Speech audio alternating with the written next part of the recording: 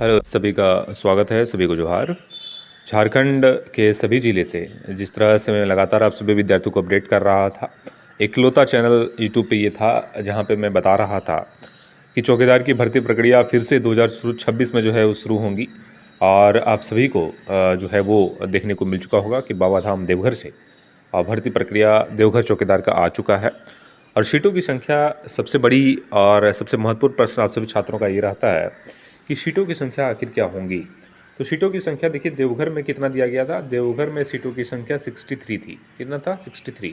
लेकिन वैकेंसी कितना आया? 80 प्लस। ठीक है, तो इतना आप मान के चलो कि मान के चलिए अब जामताड़ा जिला में 111 सीटें खाली हैं, तो यहाँ करीब करीब 130 प्लस सीटें जो है वो निकल कर आएंगी। धनबाद में 95 है, तो यहाँ भी करीब करीब 105 110 पदों पर वैकेंसी आएगी।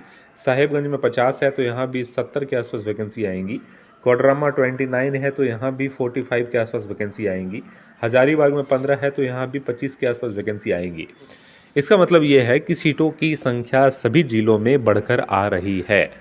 उसके बाद आप सभी विद्यार्थियों के मन में एक प्रश्न अभी रह रहा है और रहना भी चाहिए। इसका प्रमाण देखिए, सीटों की संख्या से पहले कैसे बढ़ गया इसको देख लीजिए। यहाँ पे देखिए क्या लिखा गया था महीनों भर पहले कि 63 पदों पर वैकेंसी आ रही है, लेकिन अंतिम रूप से वैकेंसी कितना आया? 80 प्लस पदों पर। ठीक है, इसी तरह आपके ज़िले में जो वैकेंसी बैकलॉग बच गई थी उसमें से सीटें जो है वो ऐड ऑन होके आएगा, क्योंकि कुछ बीटें और कुछ ग्राम छूट गए थे, उसको जो है फिर से नई वैकेंसी में ऐड किया गया है। ठीक है, अब सभी विद्यार्थियों का अब ये प्रश्न रहता है कि सर जो है वो फिर बीट स्तरीय बहाली कर दिया है, तो इसमें क्या कुछ हो सकता है? क्या हम सभी विद्यार्थी फॉर्म सबमिट कर सकते हैं अगर हमारे बीट ग्राम का नाम नहीं है? जैसे देवघर में भी वैकेंसी निकल कर आई है, तो मैं देवघर का बात करूंगा कि देवघर में मान लीजिए जिस गांव या जिस बीट का नाम नहीं है या किसी प्रखंड को ही छोड़ दिया गया है, तो वहाँ के विद्यार्थी क्या फॉर्म सबमिट कर पाएंगे?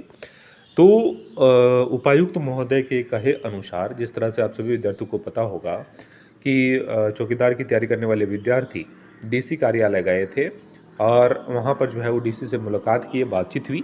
उसमें डीसी के कहे अनुसार उन्होंने ये कहा है कि ज़िले के निवासी अगर आप हैं तो आप निश्चित रूप से फॉर्म सबमिट कर सकते हो। इसके लिए आपको करना क्या है? नज़दीकी थाना में जाना है। आपको अपने बीट का जो है वो संख्या क्या है आपके गांव का, उसको जाके थाने से पता करना है।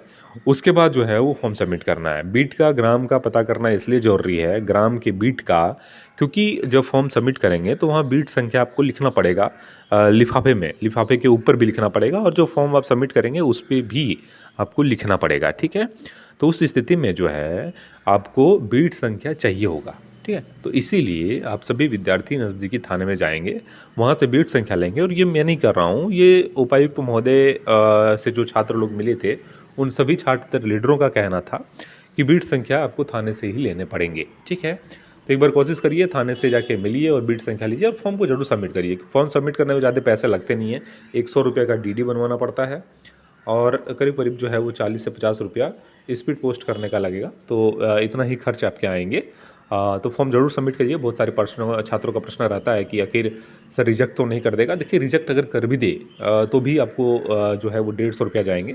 लेकिन जिस तरह से उपायुक्त महोदय के द्वारा कहा गया है कि कोई भी फॉर्म रिजेक्ट नहीं होंगे, ज़िले के निवासी हैं तो आप फॉर्म सबमिट कर सकते हैं, बीट की बाध्यता यहाँ पे नहीं है। ठीक है, मैंने आप सभी को अगले वीडियो में बता भी दिया है कि बीट का समस्या क्यों आ रहा है। ठीक है, क्योंकि विज्ञापन संख्या ही नहीं बदला गया है, विज्ञापन उसी को रखा गया है 1/2024। अगर विज्ञापन संख्या को बदल देता तो निश्चित रूप से हाईकोर्ट के जो निर्देश हैं आप यहाँ पे देखेंगे, तो चौकीदार की नियुक्ति बीट के आधार पर नहीं जिला स्तर पर की जाएगी। और ये आदेश हाईकोर्ट ने दिया है कि अब जितनी भी बहाली आएंगी उस पर जो है वो जिला स्तरीय बहाली होगा। लेकिन आप ध्यान से देखेंगे तो देवघर जिला का जो विज्ञापन निकला है उसमें विज्ञापन संख्या सबसे ऊपर लिखा रहता है और उसमें उस विज्ञापन संख्या पर आप देखेंगे कि 1/2024 लिखा गया है, जबकि अभी चल रहा है 2026, तो 1/2026 लिखा जाना चाहिए था, लेकिन ऐसा नहीं किया गया है और इसी के कारण बीट स्तरीय बहाली नहीं आ पाई है। बीट का जो है वो बाध्यता समाप्त नहीं हो पाया है। मेरी बातें आप समझ गए होंगे। बाकी हो सकता है कि इसमें संशोधन भी विज्ञापन में हो जाए, लेकिन आपके पास उतना समय है भी नहीं। 21 तारीख अंतिम तिथि है, तो आप लोग जो है वो 15-16 के बीच में आप लोग फॉर्म सबमिट कर लीजिएगा, ठीक है? क्योंकि स्पीड पोस्ट से जाएगा, हो सकता है कोई समस्याएँ भी हो, तो इसलिए जल्दी से कर लीजिएगा। बाकी परेशान नहीं होना है। ज़िले के अगर आप निवासी हैं, तो निश्चित रूप से फॉर्म सबमिट करिए और फॉर्म सबमिट करने से कुछ नहीं हो जाएगा। इस पर कॉम्पिटिशन जो है वो बहुत टफ़ है, आप लोगों को पता होगा और पढ़ाई जो है वो सबसे इम्पोर्टेंट है क्योंकि सबसे पहले आपके एग्ज़ामिनेशन होने हैं, ठीक है? इसका सिलेक्शन प्रोसेस जो है वो सबसे पहले एग्ज़ामिनेशन होगा, उसके बाद आपका रनिंग होगा। तो रनिंग जिनका अच्छा है उन सभी विद्यार्थी अगर नहीं भी है, तो उनका भी ये कर्तव्य बनता है कि सबसे पहले पहला स्टेज को पार करें और पहला स्टेज आपका जो है वो एग्ज़ामिनेशन है। इसमें 50 प्रश्न पूछे जाएँगे। इसका नोट्स आपको इस चैनल के माध्यम से प्रोवाइड किया जा रहा है। इस नंबर पे आप लोग कॉन्टैक्ट कीजिएगा 8539047559। इस पे आपको व्हाट्सअप मैसेज करना है, व्हाट्सअप ओनली, कॉल मत कीजिएगा, व्हाट्सअप ओनली। यहाँ पे 2 ज़िले का अभी जो है वो नोट्स अवेलेबल है, देवघर ज़िला और जामताड़ा ज़िला का, ठीक है?